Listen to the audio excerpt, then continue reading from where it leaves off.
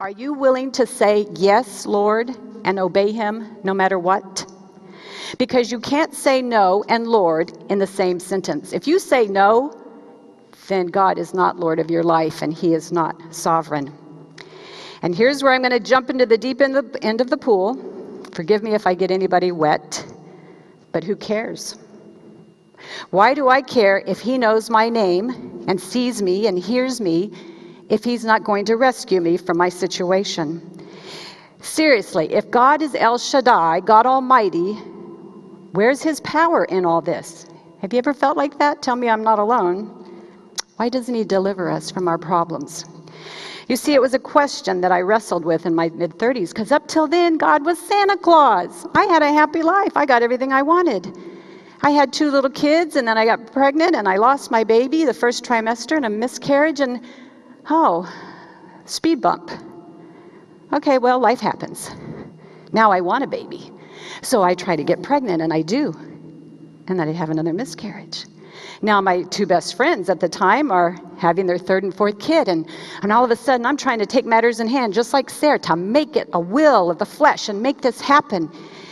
I get pregnant a 3rd time, lose the baby. And that's when I said, how dare you? And I got angry with God, and I shook my fist at him. I didn't stop believing in him. I didn't blaspheme his name. But I said, I work at the Crisis Pregnancy Center. I encourage women to keep their babies.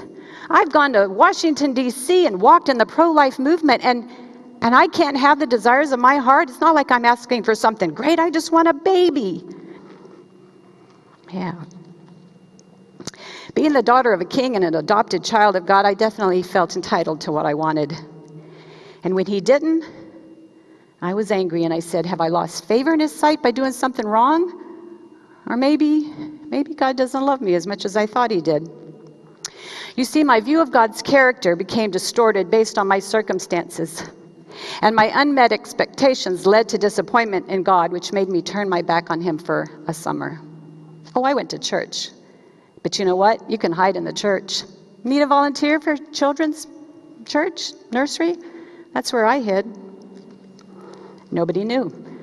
Gee, interesting, Karen's not taking. When's the last time you took communion? I don't know, I'm in the nursery. Can't do it. My heart didn't believe what my head knew to be true. But eventually I did miss my relationship with the Lord, and I returned to him. But since then, I've had other difficult times. I've wept and begged God to remove thorns and heartache from loved ones I've seen.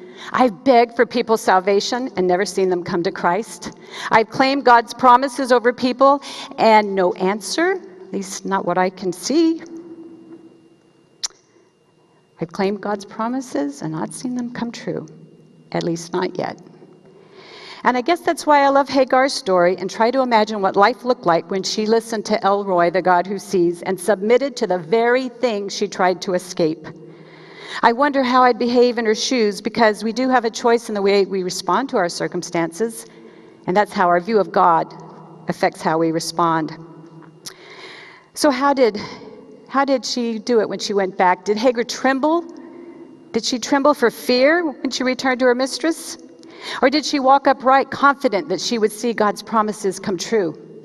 When she walked in camp, did the people tease her? Oh, look who's back. Not so high and mighty now, are you? At that moment, did she take that as an opportunity to tell about her encounter with the living God?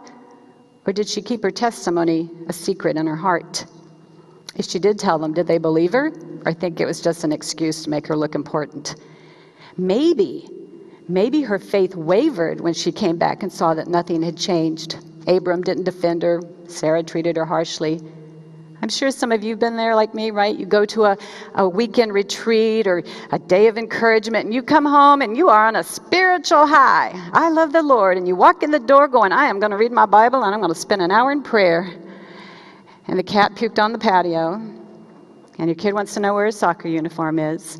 And your husband's going, where's for dinner? What's for dinner? Right? Yeah, life doesn't change, does it? Just because we get spiritual highs. Did Hagar smile and pretend like everything was okay during the day and at night cry in her pillow, feeling like no one understood or cared? I hope that in that, somewhere in there, you saw yourself, because I certainly did.